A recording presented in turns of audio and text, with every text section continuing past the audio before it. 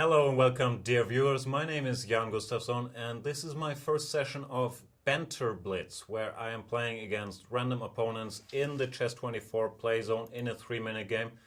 And I will talk about what is going on while I play. So let's go to the Chess24 play zone and try to find an opponent. We have no challenges, which is sad and upsetting, so I will enter the 3-minute pool and hope that someone gives me the honor to play a game.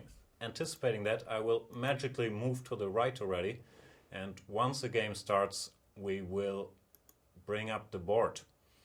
I'm not quite sure what to look for. I've recorded a couple of those games in German already, been playing pretty terribly between us. It is hard to talk and play at the same time, but I will of course do my best should we find an opponent.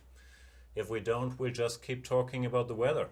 Today, I shouldn't talk about today because who knows when we'll publish this, and then it could look like it's not really today. The typical problem of pre-recorded talk shows and other non-live media. Here we are, a game is starting. Let's see who our opponent is this time. It's a guy called BenKluinsen with a German flag. He plays d4, I'll go with knight f6, c4. I think I'll play g6 and try my luck with the Grunfeld defense, which I've been playing a bit more recently. I've never studied it in enough detail to be completely confident about my knowledge. Of course, we have the famous Peter Svidler series on this very site, which I should take some time to watch at some point. One of the main lines has been played, bishop c4, bishop e3, and knight e2. Has been hotly disputed theoretically by many. I've had this position on the board. I've tried different moves here. Knight to a5, b6, queen c7, all valid. This time I play bishop g4, and after f3 I'll go bishop to d7. Knight a5, the historical main move, but I'm scared of some of the lines there. And I think bishop d7 is a pretty alright move. He plays rook b1. I think this is one of the main moves as well. I'll go queen to c7. He could go bishop f4 now, forcing my queen back to c8. But arguably his bishop is worse on f4 than it is on e3.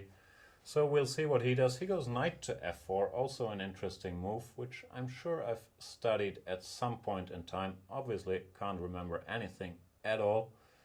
I will go rook to d8 and see what happens. You could go e6, but I'm not really in the mood to allow that, so I will allow knight d5 instead and hope nothing too bad comes of it. Knight d5, queen to c8. He can play bishop g5 now. No, he takes on c5, which is interesting. I think I'll go e6. If he has to move his knight, I'll be very happy. I'm slightly more concerned about the possibility of him sacrificing that knight on d5 with a move like bishop g5. But no, he does move the knight. And this is a typical Grunfeld-esque position where I'm a pawn down at the moment. I could have taken on c3, but there's no real need. But with the weak pawns on c5 and c3, black normally has more than enough compensation for his missing pawn. I can pick up one of them pretty much at will, and even if I don't in the long run, black should be fine. So this is a typical Grunfeld structure where I believe I'm doing quite alright. Of course, I should still try not to blunder all my pieces, which I've been doing quite a bit in these videos. I will start with queen a4, attacking his rook. He will probably go bishop to b3. Then I'll go queen a3. I think my queen still has enough breathing space over there, even though he does try his best to hunt it down. But so far we've managed to find a square every time around, and I still like black's position here. He goes rook d6. I think it could be time to take back one of these pawns. Not sure this is the best move. Bishop e5 was also quite tempting, but I want to introduce some knight d4 threats into the equation. Now knight d4 I think is a threat already. He goes bishop c4. Not fully sure I can go knight d4 here. I'll try it. Let's see what happens. Rook a6, rook e2 is winning material for me. He offers a draw, which I'm not all that interested in. I should speed up a little bit. I only have 1 minute, 21 seconds left. But I think knight to d4 was actually a decent move. He plays queen d3. No, I should take on d6 before cashing in. If he does take back with a pawn, I'll go knight b5. And after bishop b5, queen a5, he takes on c3 instead. And I wish I could count material. Normally I miscount here and lose a lot of it, but this time around I think after knight b5 I'm in pretty good shape. Queen to b4, I'll try to collect some more stuff with rook d1, rook c1, and after a brief count I have 2 rooks and a bishop, and he has 2 minor pieces, so that's a significant material advantage for me in my book, and I should manage to convert this if I don't do anything too crazy in the next seconds. He goes bishop d3, I'll go rook b2,